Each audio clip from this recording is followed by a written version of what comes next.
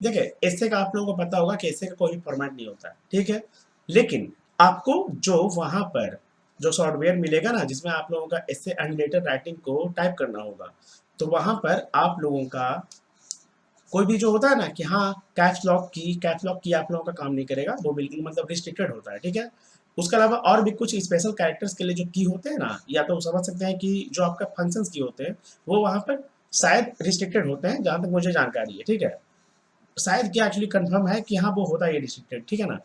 अब वहां पर आप लोग जो ये फाइनेंशियल लिटरेसी हो गया ना, तो इसे आप लोग अंडरलाइन भी नहीं कर सकते हैं, जो भी आपका हेडलाइन या जो भी आपका टॉपिक हो गया, ठीक है, या जो भी आपका हेडिंग हो गया, इसे आप लोग अंडरलाइन नहीं कर सकते हैं, बोल्ड नहीं कर सकते हैं, ठीक है, इटैलिक में कन्वर्ट नहीं कर सकते हैं। जो भी है सिंपल आपका बिल्कुल नॉर्मल लिखना होगा, ठीक है। और जो आपका कैपिटल लेटर हो गया ना, जो जैसे कि मान लेते हैं फाइनेंशियल का एफ हो गया, एवरीवन का ई हो गया, उसके बाद मेनी का एम हो गया, ये जो आपका कैपिटल लेटर हो गया, ये आप लोग कैपिटल जो शिफ्ट होता है, शिफ्ट की को प्रेस करके, जो आपका कीबोर्ड में जो शिफ्ट की होता है ना उसे प्रेस करके, और जो भी लेटर जैसे कि मेनी लिखना है तो एम हो गया, तो एम को अगर आप लोग प्रेस करेंगे उसके अकॉर्डिंग ही वो वहां पर कैपिटल में कन्वर्ट हो पाएगा, ठीक है। ऐसे वो होता क्या ना कि नॉर्मली वो आपका बिल्कुल पूरा का पूरा स्मॉल में रहता है, ठीक है। और यहाँ पर कैप्स लॉक जो है वो आप लोगों का काम नहीं करता होगा, आई थिंक आप लोगों को इतना पता होगा, ठीक है ना। तो और हाँ एक बताओ, वहां पर आप लोगों का जो कर्सर होता है ना, कर्सर जो माउस का कर्सर हो गया, वो भी मान लेते हैं कि अगर आप जैसे कि लिखते जा रहे हैं और अगर आप यहाँ पर आ गए, ठीक है, मतलब कि टाइप कर रहे हैं आप यहाँ पर अगर आ गए, अब अगर आप मान लेते हैं कि आपको जाना है यहाँ पर, या अगर आपको जाना है यहाँ पर, तो आप क्या होगा ना कि आप यहाँ पर तो क्लिक करेंगे, आप यहाँ पर तो मतलब माउस के कर्सर को लेके आ जाएंगे, या यहाँ पर आप माउस के कर्सर को लेके आ जाएंगे, लेकिन वो अचानक से आपको फिर और फिर बिल्कुल लास्ट में ढकेल देगा, मतलब कि बिल्कुल लास्ट में आपको लेके चला आएगा, और आपको लगेगा कि हाँ आप ऊपर आ चुके हैं, बट आप मतलब नीचे चले जाएंगे, बिल्कुल एंड पे चले जाएंगे, बिल्कुल लास्ट में चले जाएंगे। तो वहां पर आप लोग कैसे मूव करेंगे, तो वो आपका जो पॉइंटर्स की होता है ना, जिसे मतलब कि जो एरो की होता है, ठीक है, पॉइंटर्स या जिसे एरो की कहा जाता है, जो आपका मतलब top bottom left and right के लिए यूज होता है, ठीक है, उसके अकॉर्डिंग ही आप लोगों को मूव करना होगा, ठीक है। तो यही मतलब उसमें ज़्यादा इंपॉर्टेंट है। उसके अलावा फिलहाल यहाँ पे और सच में कुछ भी इंपॉर्टेंट नहीं होता है, बहुत ही ईजी होता है, आप लोग इसे बिल्कुल कर लेंगे, ठीक है। एंड इवन अगर आप लोग मतलब थोड़े से भी फैमिलियर है ना कंप्यूटर वगैरह से, टाइपिंग वगैरह से, तो आपका काम आसानी से हो जाएगा, ठीक है। और एक बात और, अगर मान लेते हैं कि हाँ आप लोग 4-5 दिन में डिस्क्रिप्टिव राइटिंग के लिए कुछ प्रैक्टिस करना चाहते हैं, तो कहाँ से करें। मैं आप लोगों को एक बहुत ही इंपॉर्टेंट बात बताने वाला हूँ, या एक बहुत ही इंपॉर्टेंट ऐसा वेबसाइट है जो काफ़ी बेनिफिशियल आप लोगों के लिए हो सकता है।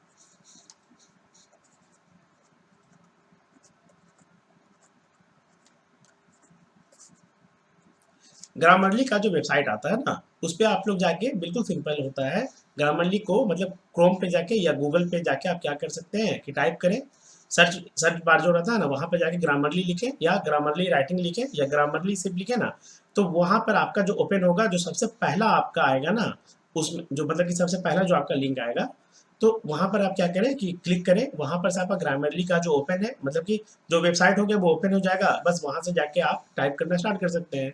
वहाँ पर आप लोगों का ग्रामर बेस्ड जितना भी एरर होता है, स्पेलिंग बेस्ड जो भी एरर होता है, जो पंक्चुएशन बेस्ड एरर होता है, सब आपका रीड कर लेगा, मतलब कि सब आपको मतलब बता देता है कि हाँ ये सब आपका गलत है, ठीक है।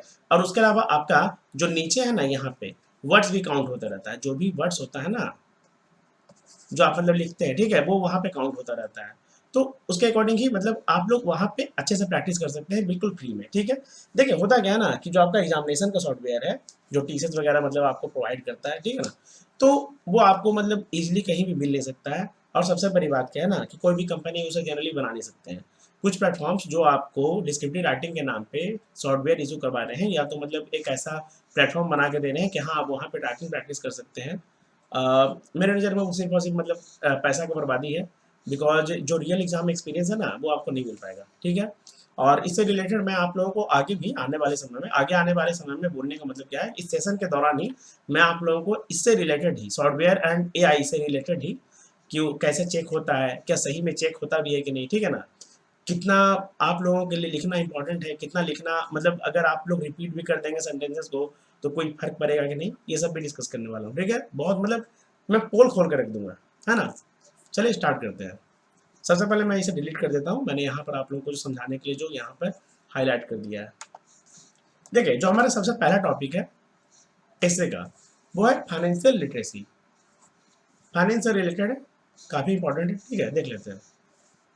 देखिए, everyone wants to live their life in an effective way so that they can afford anything that they want. देखिए, हर कोई चाहता है ना कि वो अपने लाइफ को बहुत ही इफेक्टिव वे में जिए, इफेक्टिव वे में मतलब लीव करे, ताकि वो हर कुछ को अफोर्ड कर सके जो भी वो चाहता है। ठीक है, बिल्कुल हम लोग ऐसा हमेशा चाहते हैं। देखिए, मैं एक को मतलब थोड़ा सा इलेबोरेट करके समझाने की कोशिश करूंगा।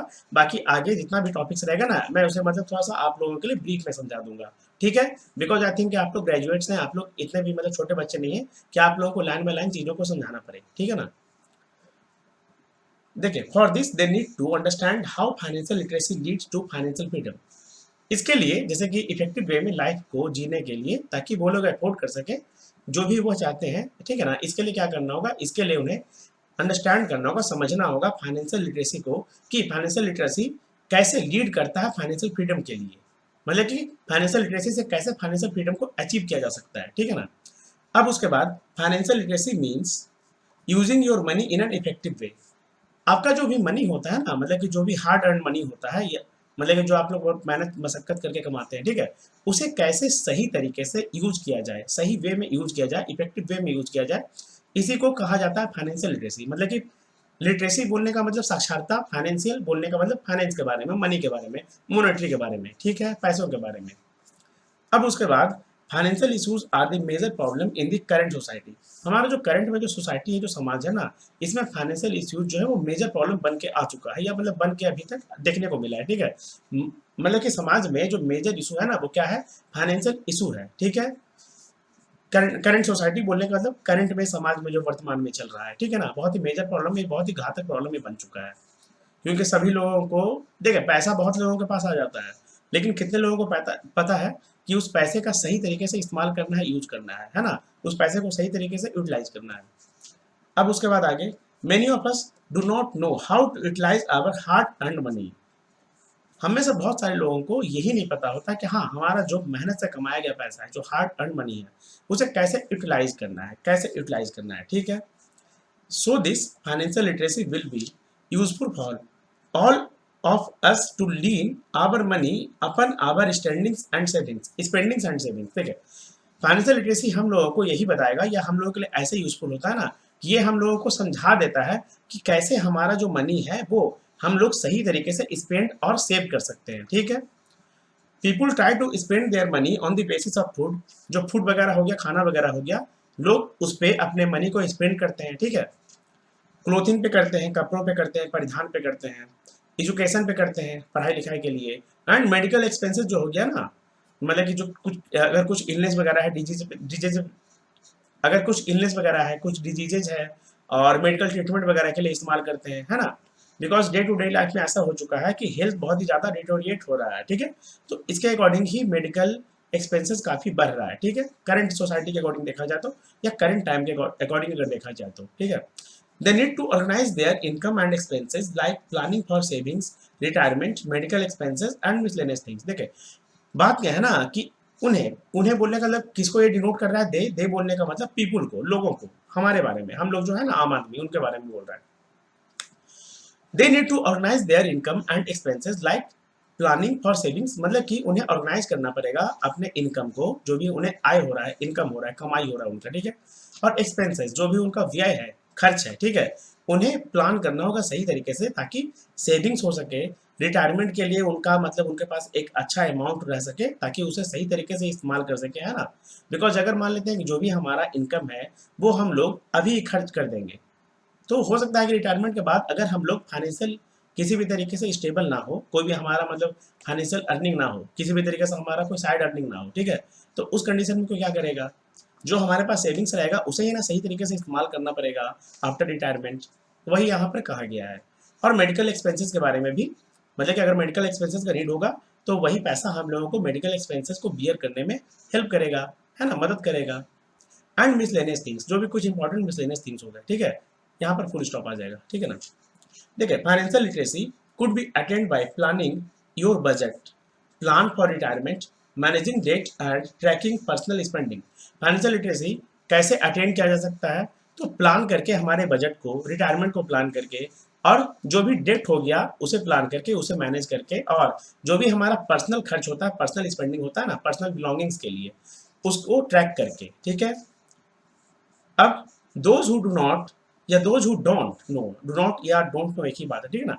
Those who don't know how to ethically maintain their financial literacy by setting support from financial experts and so they can plan it accordingly. देखिए, जिन्हें भी सही तरीके से पता नहीं है कि कैसे फाइनेंशियल लिटरेसी को मेंटेन किया जाए, है ना, एथिकली बोलने का मतलब सही तरीके से, तो वो लोग क्या कर सकते हैं ना कि सपोर्ट ले सकते हैं जो फाइनेंशियल एक्सपर्ट्स होते हैं या जो फाइनेंशियल एडवाइजर्स होते हैं ना, उनसे वो लोग सपोर्ट ले सकते हैं, हेल्प ले सकते हैं, गाइडेंस ले सकते हैं और प्लान कर सकते हैं उसके हिसाब से अकॉर्डिंगली, ठीक है।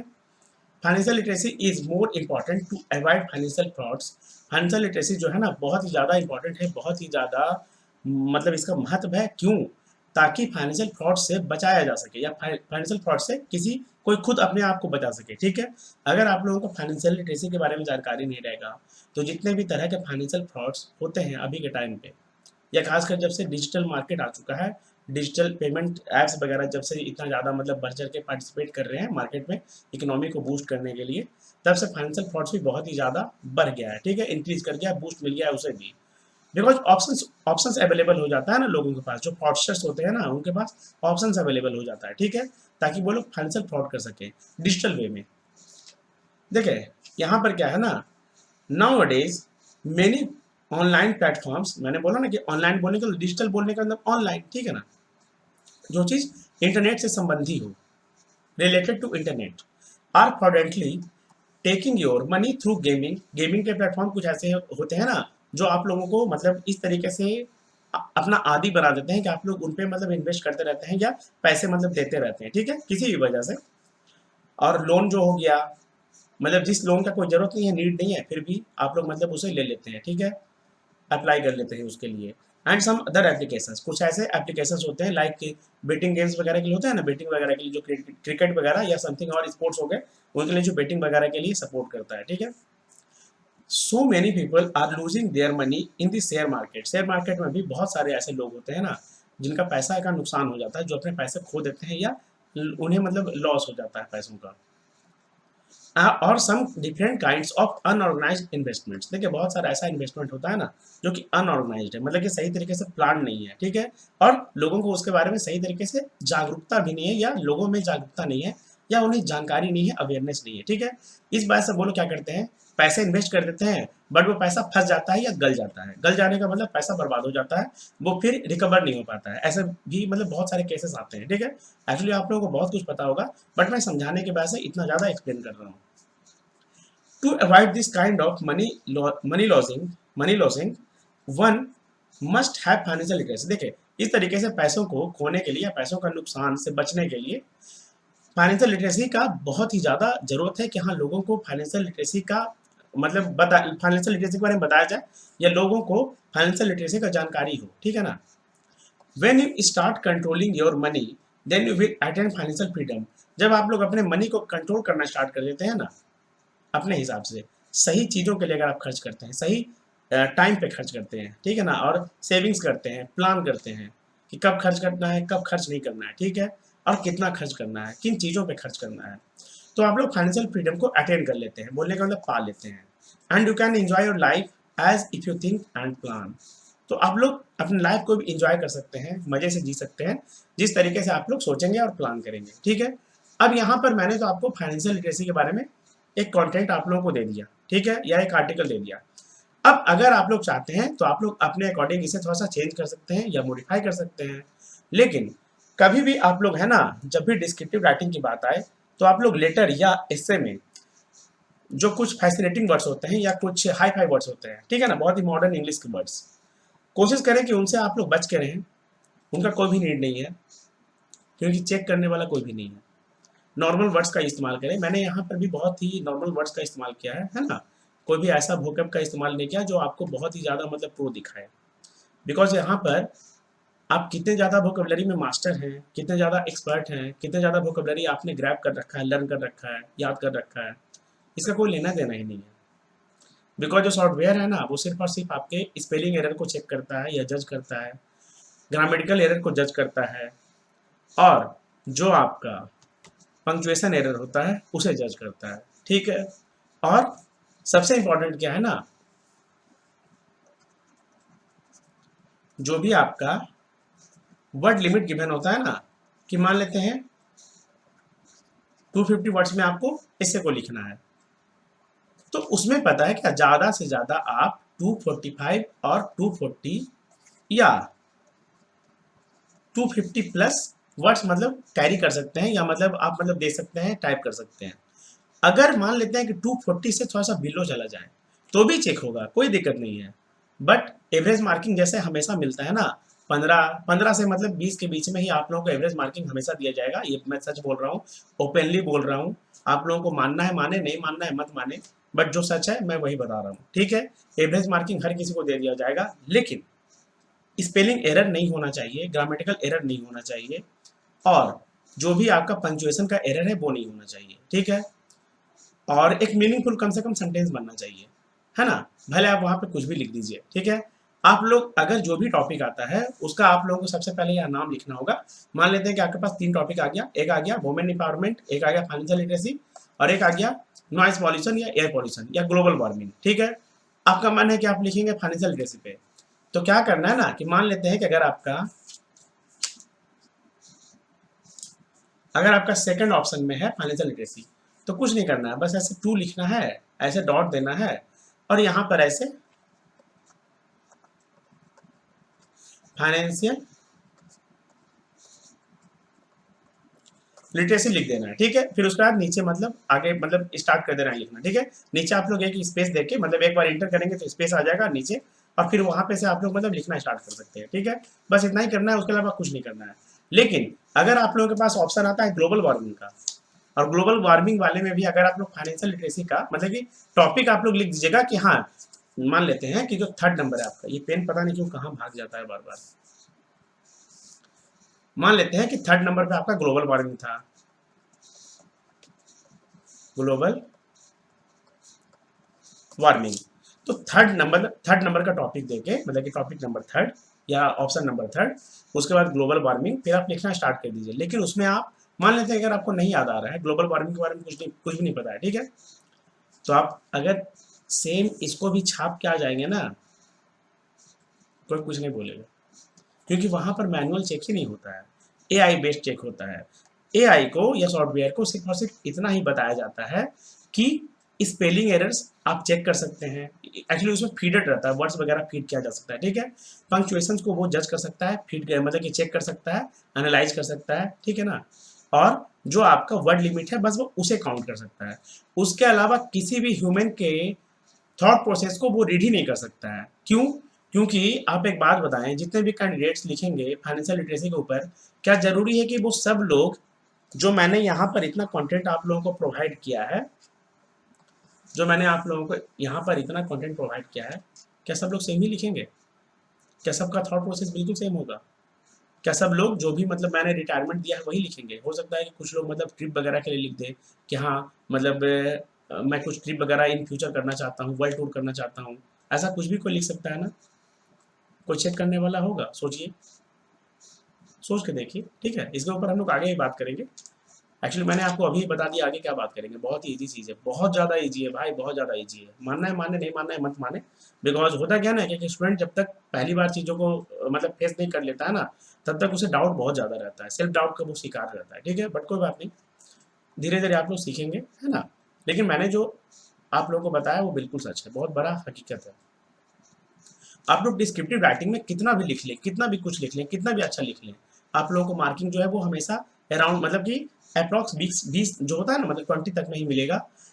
क्योंकि उसके अलावा मतलब उससे वो ज़्यादा बढ़ ही नहीं सकता, अगर बढ़ा भी तो उसे प्योर लक बोलेंगे, ओनली प्योर लक। इसलिए नहीं कि हाँ उस कैंडिडेट का बहुत ही अच्छा है, ठीक है, मतलब कि उसने जो भी लिखा है बहुत ही अच्छा लिखा है, बहुत ही अच्छे वर्ड्स का वोकैब का उसने इस्तेमाल किया है, ठीक है। इससे कोई लेना देना नहीं है, ठीक है ना। क्योंकि होता क्या है ना कि मान लेते हैं कि अगर आपको कोई भी टॉपिक आ जाए और अगर उसके बारे में आपने पढ़ रखा है बट फिर भी कहीं ना कहीं कुछ इंपॉर्टेंट पॉइंट्स को आप मिस कर गए, भूल गए, तो कैसे आप मैनेज करेंगे चीज़ों को? सोच के देखिए।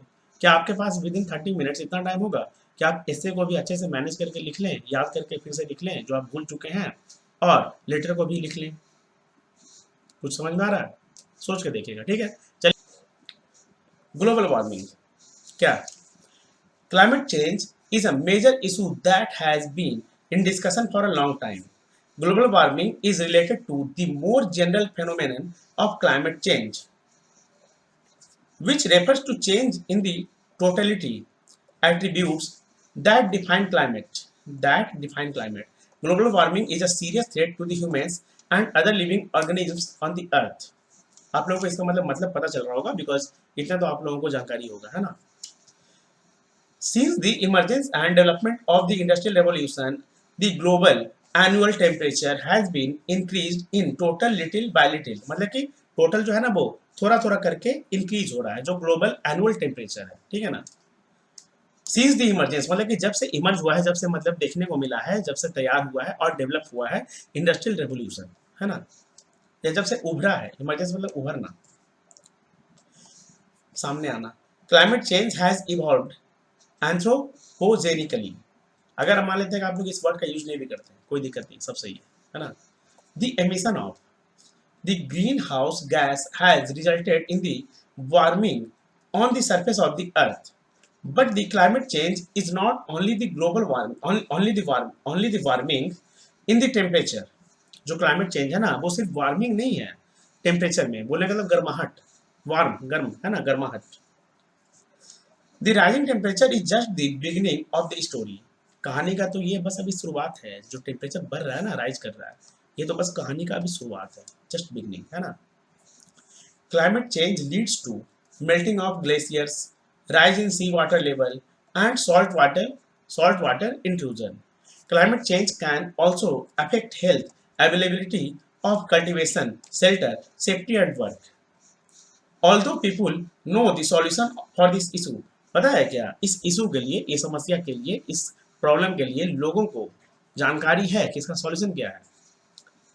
They face a huge challenge in rectifying global warming. मतलब कि इसे रेक्टिफाई करने में इन लोगों को काफ़ी चैलेंज का सामना करना पड़ रहा है ना. बहुत ही बड़े, मतलब कि बहुत ही बड़ा लेवल पे इन लोगों को मशक्कत या मतलब कि प्रॉब्लम हो रहा है, प्रॉब्लम को फेस करना पड़ रहा है, ताकि ये लोग मतलब ग्लोबल वार्मिंग को फिर से रीजनरेट कर सके या रेक्टिफाई कर सके, या इस पर कंट्रोल कर सके, रिड्यूस कर सके.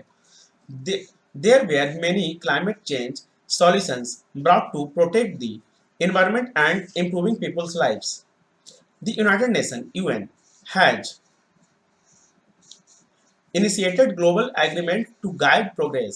Likely the UN framework, जो United Nations का framework है, Convention on Climate Change and Paris Agreement. There are three categories of action under this. जो यूएन का, यूनाइटेड नेशंस का जो फ्रेमवर्क है ना, on convention on climate change and Paris agreement, इसके तहत 3 कैटेगरीज में एक्शन वगैरह के बारे में बताया गया है, ठीक है. वो क्या है? Cutting emissions, adapting to climate's impacts and financing required adjustment. Apart from the campaigns and agreements, people should take steps individually. Individuals should minimize their energy use. Fuel efficient automobiles and other technological devices should be promoted to prevent energy waste. Energy waste से रोकने के लिए, है ना, promote किया जाना चाहिए technological devices और fuel efficient automobiles.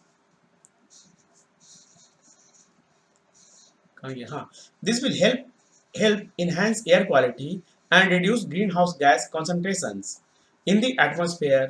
Global warming is indeed an affliction that can only be defeated if we all work together to fight with it या to fight it. ठीक है. तो ये था ग्लोबल वार्मिंग के ऊपर. अगर आप लोग इसमें भी चाहते हैं तो चेंजेस या मॉडिफिकेशंस कर सकते हैं, बट सेम अगर आप लोग कॉपी पेस्ट कर देंगे ना तो कोई दिक्कत नहीं है. हाँ, एक बात और, वहां पर आप लोग है ना कॉपी पेस्ट नहीं कर सकते हैं कि हाँ Ctrl+C से कॉपी कर देंगे, Ctrl+V से पेस्ट कर देंगे, ऐसा नहीं होगा. आप लोग को लिखना पड़ेगा, पूरा का पूरा फिर से लिखना पड़ेगा. और हाँ, एक बात मैं और बता ही दूँ, अगर मान लेते हैं कि आप लोग को कुछ भी लिखना नहीं आ रहा है, अगर आप लोगों ने एक बार इंट्रोडक्शन में इतना लिखा, वैसे आप लोगों को एक बात मैं और बता दूँ, शायद मैंने पहले नहीं बताया, जो आपका सबसे पहला पार्ट होता है ना वो इंट्रो का होता है, उसके बाद बॉडी का होता है. बॉडी आप लोग 2 पार्ट्स में डिवाइड कर सकते हैं. एक आपका हो गया पॉजिटिव साइड्स, एक हो गया आपका निगेटिव साइड्स, या इसे हम लोग पॉजिटिव साइड्स को एडवांटेज भी कर सकते हैं, नेगेटिव साइड्स को डिसएडवांटेज भी कर सकते हैं. क्लियर? उसके बाद लास्ट में आप लोग अपना एक छोटा सा कंक्लूजन जो है वो दे सकते हैं, है ना। बस यही है, कहानी है इतना, ठीक है। अब जो मैं कह रहा था, अगर मान लेते हैं कि आपको कुछ पॉइंट्स वगैरह नहीं आ रहा है, कैसे लिखेंगे? टाइम आपके पास है 30 मिनट, ठीक है। कैसे लिखेंगे? कुछ तो लिखना होगा ना।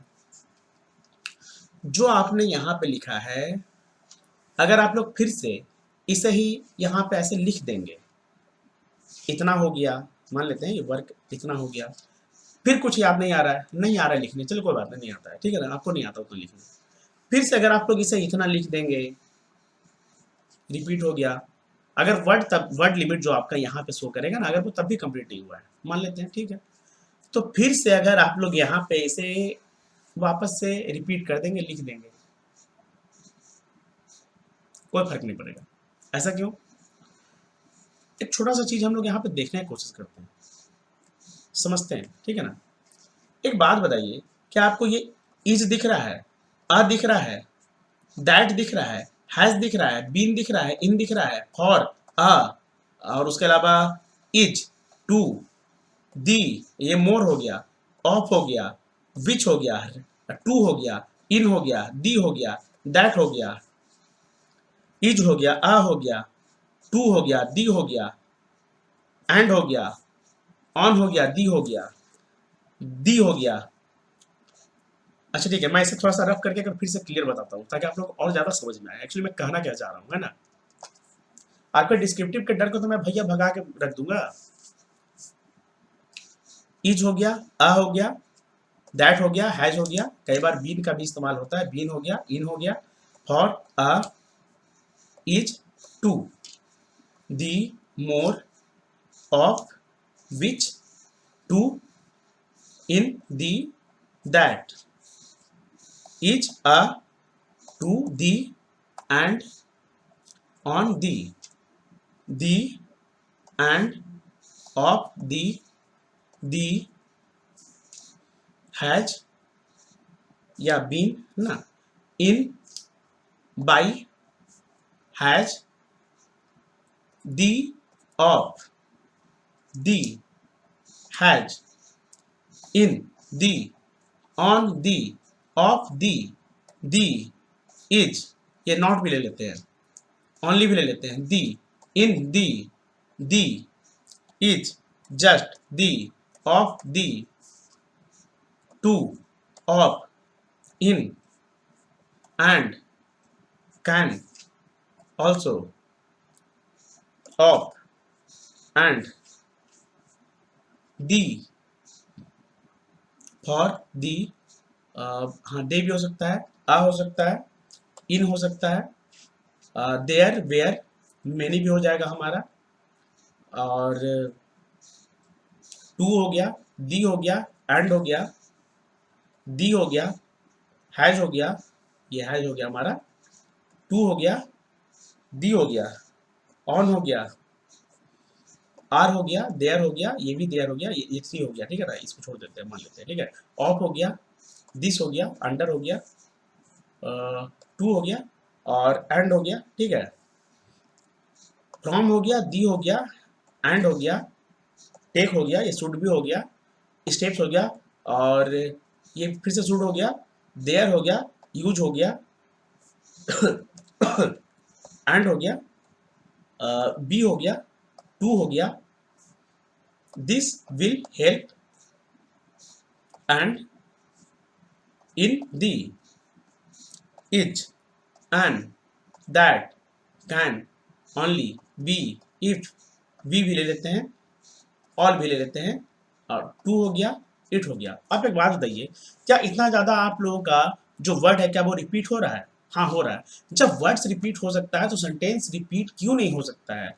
कैसे जज करेगा कोई कि अगर आपने जो भी वर्ड रिपीट किया है, हो सकता है कि मान लेते हैं कि अगर आपको ऐसा कहा जाता है कि हाँ वर्ड भी रिपीट नहीं होना चाहिए तो, बट एक बात बताइए, विदाउट यूजिंग सर्टेन वर्ड्स क्या कभी भी कोई सेंटेंस का फॉर्मेशन होगा? सेंटेंस एक सही मीनिंगफुल स्ट्रक्चर में बनेगा? सोच के देखिए। आप लोगों को ये सब जो कॉमन वर्ड्स हो गए ना, इसका इस्तेमाल तो हमेशा करना है। क्या आप लोगों को इतना नहीं आता है कि मान लेते हैं कि अगर यहाँ पे क्लाइमेट चेंज है तो यहाँ पे आप लोग मतलब पॉल्यूशन लिख दीजिए, एयर पॉल्यूशन लिख दीजिए, या क्लाइमेट क्राइसिस लिख दीजिए, या ग्लोबल वार्मिंग लिख दीजिए। इस तरीके से आप लोग इतना नहीं कर सकते हैं? सोच के देखिए ना, एक्चुअली काम बहुत आसान है। अब दूसरी बात, अगर इतना नहीं भी कर सकते हैं तो अगर आप लोग सेम इसे ही रट के चल जाएंगे ना मेरे भाई, या पूरा इसको भी रट के चल जाएंगे ना, सब सही होगा। क्योंकि जो भी आपका AI based AI based software है, वो कभी भी किसी भी ह्यूमन के, इंडिविजुअल के माइंड प्रोसेस को, थिंकिंग को, सेंटेंस फॉर्मिंग को, सेंटेंस स्ट्रक्चर को, सेंटेंस स्ट्रक्चर मेकिंग को, वर्ड कमांड को, वर्ड पावर को जज ही नहीं कर सकता है। ऊपर से उसके पास ऑलरेडी पहले से क्या आपके द्वारा कोई डेटा प्रोवाइडेड है कि हाँ, आप जो रियल एग्जाम में लिखने वाले हैं वो बिल्कुल हूबहू यही लिखने वाले हैं, डिट्टो यही लिखने वाले हैं। तब ना उसके अकॉर्डिंग वो मैच करेगा, जो सॉफ्टवेयर होगा वो उसके अकॉर्डिंग मैच करेगा ना कि हाँ, मान लेते हैं कि आपका नाम है राहुल जी, या मान लेते हैं कि आपका नाम है प्रिया जी, तो प्रिया जी ने जो लिखा है वो बिल्कुल सेम लिखा है, पूरा पूरा का पूरा मैच कर रहा है। या राहुल जी ने जो भी लिखा है वो पूरा का पूरा मैच कर रहा है। सोच के देखिए कैसे कोई मैच करेगा। दूसरी बात, राहुल जी लिख रहे हैं ग्लोबल वार्मिंग के ऊपर, प्रिया जी लिख रही हैं एयर पॉल्यूशन के ऊपर, या तो प्राइवेटाइजेशन इन मतलब कि प्राइवेटाइजेशन ऑफ बैंक्स, इस तरीके से मतलब लिख रही हैं। कैसे कोई मिलाएगा, कैसे कोई मैच करेगा। अब उसके बाद एक बात बताइए, छोटा सा हम लोग थोड़ा सा डिटेल में जाते हैं, ठीक है, बहुत ज्यादा इंपॉर्टेंट है ये। आप लोग स्कूल कॉलेज में पढ़ाई किए होंगे, स्कूल वगैरह के अकॉर्डिंग बात करते हैं, थोड़ा सा हम लोग सब पास्ट में चलते हैं, है ना। स्कूल में कभी भी आप लोगों को ऐसे वगैरह लिखने के लिए दिया जाता था। अब उसके बाद मान लेते हैं कि अगर आपका कोई भी क्लास है, उस क्लास में टोटल 50 और मान लेते हैं 100 स्टूडेंट्स है। मान लेते हैं कि आप जिस क्लास में पढ़ते थे ना उसमें 100 स्टूडेंट्स है। 100 स्टूडेंट्स को बोला गया कि हाँ, होली पे ऐसे लिखो, ऐसा बोला जाता था ना। या ऑनलाइन गेमिंग पे लिखो, मान लेते हैं, एक्चुअली ऑनलाइन गेमिंग वगैरह तो औकात से बाहर है उन लोगों के लिए, देखा जाए ना तो। या तो होली पे लिखो, या दिवाली पे लिखो, या समथिंग मतलब काऊ पे लिखो, इस तरीके से बोला जाता था, है ना। तो एक बात बताइए, क्या सभी लोगों का सब कुछ सेम रहता था? जो भी जितने लोग लिखते थे, क्या सब लोग एक दूसरे को कॉपी करके चीट करके ही लिखते थे? कुछ कॉमन चीज, कुछ कॉमन पॉइंट्स सेम हो सकता है। क्या पूरा का पूरा सेंटेंस सेम रहेगा? क्या पूरा का पूरा जो कंटेंट रहेगा, आर्टिकल रहेगा, जो भी वो पैसेज रहेगा, पैराग्राफ रहेगा, क्या वो सब सेम हो सकता है? सोच के देखिए। सेम होता था, स्कूल में भी सेम होता था। किसी ने कुछ लिख दिया, किसी ने कुछ लिख दिया। या मान लेते हैं कि अगर आपको ऐसे लिखने दिया जाए कि हाँ, कैसे आपने मतलब अपने समर हॉलीडेज को स्पेंड किया है, सबका सेम रहता था। भाई कोई नानी घर चला गया, कोई दादी घर चला गया, कोई कहीं बाहर आउट ऑफ कंट्री चला गया, कोई कहीं घूमने चला गया, कोई कहीं नहीं गया, कोई वहीं रह गया, है ना। सोच के देखिए, सब सेम रहता था। तो क्या आपको उस बेसिस पे स्कोर नहीं मिलता था? जो भी आपको नंबर वगैरह, मार्क्स वगैरह मिलता था, क्या आपको नहीं मिलता था? उसके बाद भी एक बात आप लोगों को पता होगा, जब तक आप लोगों का, सोच के देखिए मेरे भाई, जब तक आप लोगों का स्पेलिंग एरर्स या ग्रामेटिकल एरर्स नहीं होता होगा ना, तब तक आप लोगों का जो मार्किंग है वो भी एवरेज ही होता होगा। आप लोग का नंबर तभी कटता होगा जब किसी स्पेलिंग का, आप लोगों का जो मतलब स्पेलिंग है ना किसी वर्ड का, वो गलत है, या ग्रामेटिकल आप लोगों ने मिस्टेक कर दिया, एरर कर दिया, वो कटता होगा। जो आपने लिखा है उसको कभी कोई नहीं काटता होगा, कोई भी टीचर उसे नहीं काटती होगी, या काटता होगा अगर वो मेल टीचर हो गया या फीमेल टीचर हो गया। क्यों? आपने जो लिखा है वो अपने आप को, आपने मतलब जो आपने किया, जो आपने समर हॉलिडे हॉलिडे में बिताया, स्पेंड किया, जैसे मतलब कि जो भी दिन आपने मतलब जैसे बिताया, ठीक है, छुट्टियों में, वो आपने वहां लिख दिया। उस टीचर को क्या पता कि अरे भाई राहुल ने जो लिखा है वो सही लिखा है कि नहीं, राहुल ने सच में ये काम किया है कि नहीं, राहुल सच में नानी घर गया था कि नहीं। और यही काम हमारा यहाँ पर होता है। क्यों?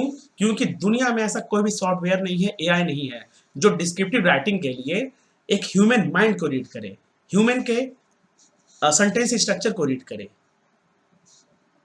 थॉट प्रोसेस को रीड करे। अरे यार, राहुल कुछ सोच रहा है, प्रिया कुछ सोच रही है, विजय कुछ सोच रहा है, करण कुछ सोच रहा है, शुभांश कुछ सोच रहा है, मैं ऑलरेडी खुद कुछ और सोच रहा हूँ। आप लोगों ने इसके पहले भी ग्लोबल वार्मिंग वार्मिंग के ऊपर शायद कुछ ऐसे वगैरह देखा होगा, शायद देखा होगा, I am not very much sure, but देखा होगा।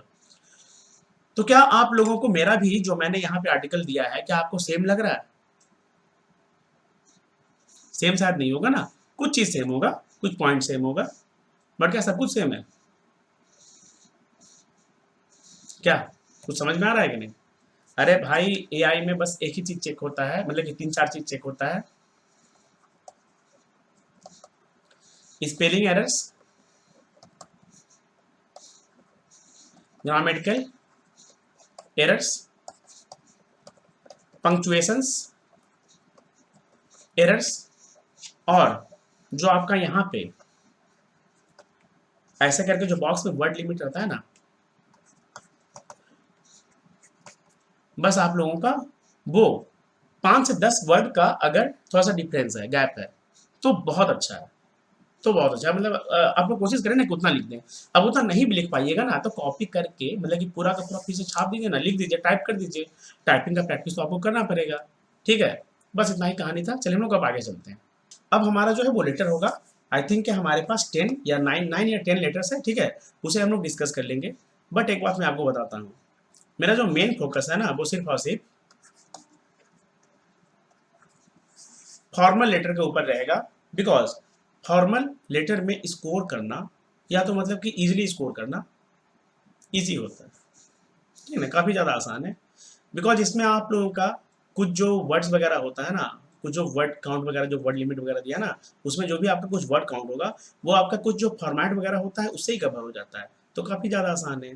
और जो आपका इनफॉर्मल लेटर होता है, उसमें आपको चीज़ों को ज़्यादा लिखना पड़ता है, ज़्यादा बोलना पड़ता है, मतलब कि ज़्यादा एक्चुअली बताना पड़ता है, ज़्यादा लिखना पड़ता है। आप खुद सोच लीजिए क्या आपके लिए ईज़ी रहेगा। मेरे अकॉर्डिंग, या ज़्यादातर लोग ऐसे बोलते हैं जो भी सही बताते हैं ना, उनके अकॉर्डिंग, कि फॉर्मल लेटर को ही आप लोगों को लिखना चाहिए। ठीक है, तो हम लोग उसके ऊपर ही ज़्यादा बात करेंगे। देखिए, आप लोगों को क्या करना होता है ना, एक्स एक्स एक्स या ए बी सी या ए बी सी ऐसे करना होगा। और ये कैपिटल में नहीं होगा, जरूरी नहीं है कि कैपिटल में हो जाए, कोई दिक्कत नहीं है। स्मॉल ही छोड़ दीजिए, कोई लेना देना ही नहीं है उससे, कोई भी लेना देना नहीं है इससे। ठीक है ना, बस वो होना चाहिए, लिखा हुआ होना चाहिए। आप एक बात बताइए, एक्स एक्स एक्स को या ए बी सी को या ए बी सी को या वाई वाई वाई को या कैपिटल वाई, कौन सा ऐसा आर्टिफिशियल इंटेलिजेंस है, या कौन सा ऐसा कंप्यूटर का सॉफ्टवेयर है, या कौन सा ऐसा सॉफ्टवेयर है जो बता देगा कि भैया इसका मीनिंग क्या है? सोच के देखिए, है ना। बस इस तरीके से मतलब नाम लिख देना है, एक्स एक्स एक्स जो भी है, ठीक है ना, A B C P Q Z, कुछ भी लिख देना है, लिख दीजिए, कोई दिक्कत नहीं। ए से लेकर जेड तक के बीच में कुछ भी लिख दीजिए। 3 डिजिट, मतलब कि 3 लेटर्स का हो, 4 लेटर का हो, कोई मतलब नहीं, कोई फर्क नहीं पड़ता है। ठीक है ना। अच्छा, also below the closing remarks that is yours faithfully, बोलने का अंदर जो क्लोज होगा ना, जो लास्ट में क्या होगा, वहां पर क्या लिख देना है, योर्स फेथफुली। ठीक है, लिविंग अ लाइन, इसको सबसे पहले रब कर देता हूँ, ठीक है ना। अच्छा ठीक है, छोड़ो, ऐसे ही बताता हूँ। लिविंग अ लाइन स्पेस, बोलने का मतलब एक स्पेस, है ना, एक स्पेस मतलब कि एक लाइन का स्पेस। जैसे कि एक यहाँ पे कुछ लिखा हुआ है ना, अच्छा देखिए, ये जो लिखा हुआ है ना, बीच में एक लाइन का यहाँ पे स्पेस दिख गया ना, ये बताना की कोशिश किया जा रहा है। ठीक है, ये बोलने का मतलब यहाँ पे है, leaving a line space is not necessary between the sender's address and date. Clear, जो सेंडर्स का एड्रेस होगा ना और जो डेट होगा, उसके बीच में एक लाइन का स्पेस देने का कोई भी आवश्यकता नहीं है, कोई भी नेसेसिटी नहीं है, कोई भी नीड नहीं है, कोई भी जरूरत नहीं है। ठीक है, अब चले हम लोग स्टार्ट करते हैं। देखिए, जो हमारा सबसे पहला लेटर है, write a letter to the bank manager to close the bank account, mention the sender's names as, ऐसे इसमें ये बता दिया गया है ना। आप लोग का जो ऑप्शन आएगा वहां पर क्या करना होगा, मान लेते हैं कि जैसे मैंने आपको ऐसे के लिए बताया कि जो भी ऑप्शंस गिवन होगा या जो भी टॉपिक गिवन होगा, उसका आप वो ऑप्शन नंबर लिख दीजिएगा और लिखना स्टार्ट कर दीजिएगा। ठीक है, टॉपिक नेम देके जो भी टॉपिक आपका रहेगा या ऑप्शन का जो भी नाम रहेगा, हेडिंग रहेगा ऐसे का। और सेम आपको लेटर के केस में भी क्या करना है ना, कि मान लेते हैं कि ये आपका फर्स्ट वाला है, कोई सेकंड वाला होगा, कोई थर्ड वाला होगा। अगर आपको फर्स्ट लिखना है तो फर्स्ट लिखिए, ऐसे लिखिए, और उसके अलावा फिर आप यहाँ से ऐसे फ्रॉम करके लिखना चालू कर दीजिए। ठीक है, लिखना बोलेंगे तो टाइप करना। ठीक है ना, तो चलिए इसे हम लोग देख लेते हैं। बैंक मैनेजर को अकाउंट को, बैंक अकाउंट को क्लोज करने के लिए, है ना, लेटर लिखना है। ठीक है, तो फ्रॉम, ये हमारा नाम हो गया, जो भी एड्रेस देना है, बोलने का मतलब ABC PQD, कुछ भी देना चाहते हैं वो आप दे सकते हैं, कोई मतलब नहीं है।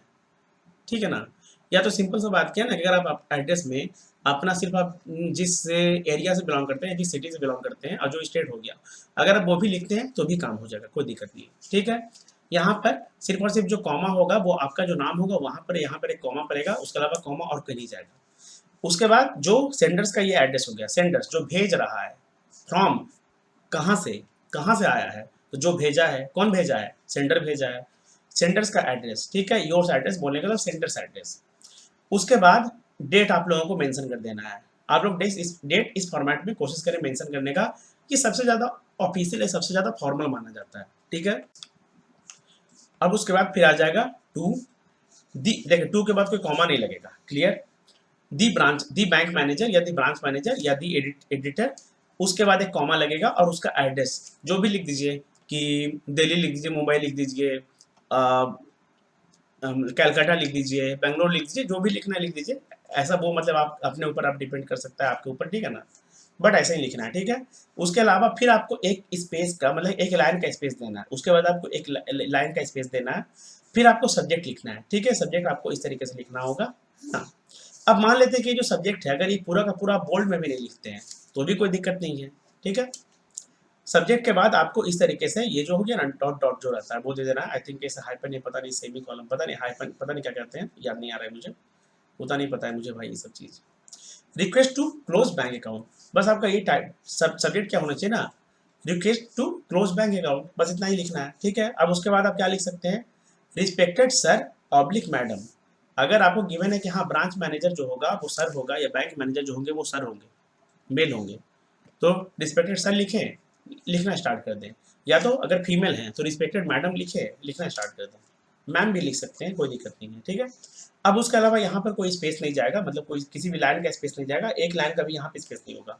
क्या लिख सकते हैं इसमें, I have an account in your bank with account number this, I am writing this letter because I want to close the account with the above mentioned account number. कौन सा अबव मेंशन्ड, ये वाला। आप लोग पहले letter वगैरह लिखे होंगे ना, इतना आप लोगों को आइडिया होगा, ठीक है, या जो जिसे एप्लीकेशन वगैरह लिखना होता है। I am unable to maintain this account as I have opened a new account in another bank.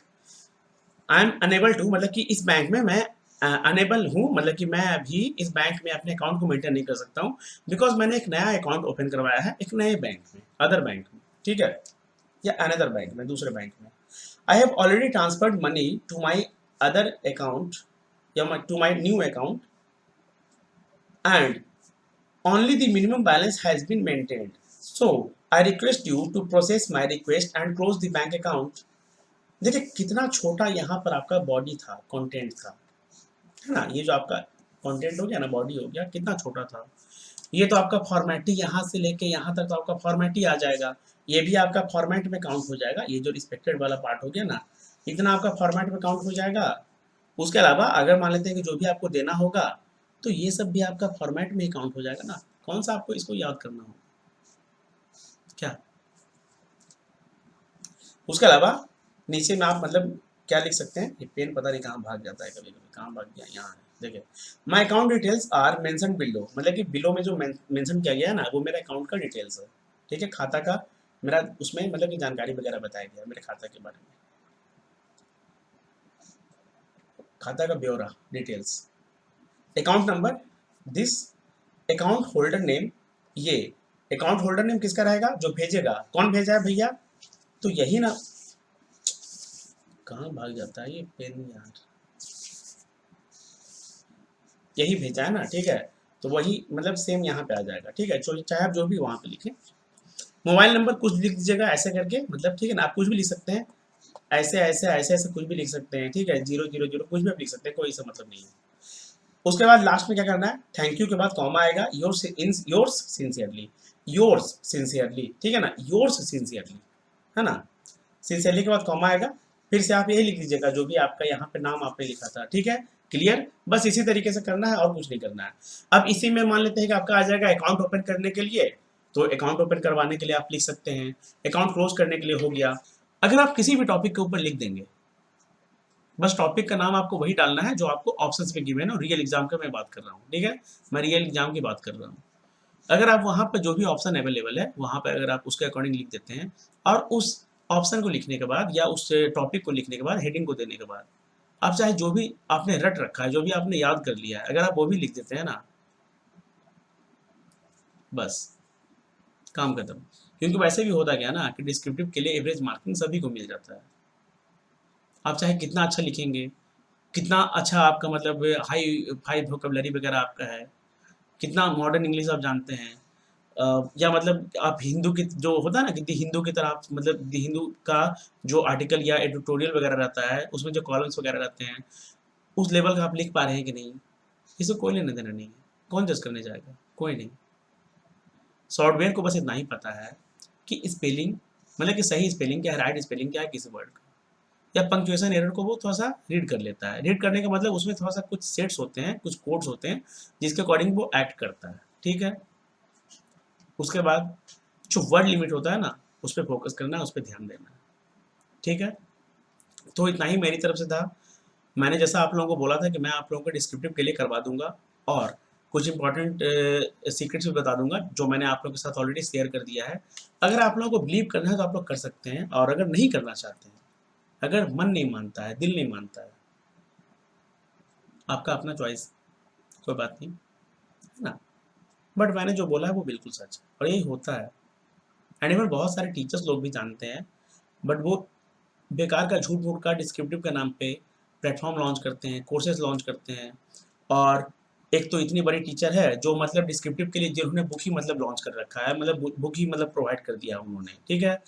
और आई थिंक कि वो 300 प्लस समथिंग का वो बुक पड़ता है, ऑफलाइन बुक है, मतलब कि हार्ड कॉपी का वो बुक है और बच्चे उसे खरीदते हैं। बच्चे बोलने का मतलब जो भी हमारे जैसे ही जो हो गए ना कैंडिडेट्स वगैरह, स्टूडेंट्स वो उसे खरीद लेते हैं।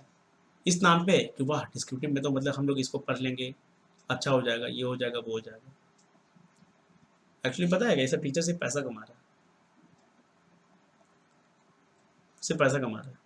क्या? और वैसे भी जो भी टॉपिक्स अगर आपको उस बुक में गिवन है, क्या वो ईज़िली गूगल पे अवेलेबल नहीं है? एक बार सर्च करके देखिएगा, सब कुछ मिल जाएगा। सर्च करने आना चाहिए। अगर आपको सर्च करने नहीं आ रहा है, तो फिर प्रॉब्लम है ना भाई। आप मैनेजर लेवल के एग्ज़ाम आप मैनेजरियल लेवल के एग्ज़ाम के लिए मतलब अपीयर होने वाले हैं, या तो आप मैनेजरियल लेवल के जॉब के लिए आप मतलब फाइट कर रहे हैं, तैयारी कर रहे हैं, एग्ज़ाम दे रहे हैं, प्री क्वालीफाई किया, मेंस क्वालीफाई करेंगे, इंटरव्यू होगा, इंटरव्यू में जाएँगे। अगर आप लोगों को सही तरीके से गूगल पे सर्च करना नहीं आता है, कैसे काम चलेगा? सोच के देखिए। You have to be mature, you have to be practical and you have to be logical. तो चलिए मिलेंगे हम लोग अगले वीडियो में।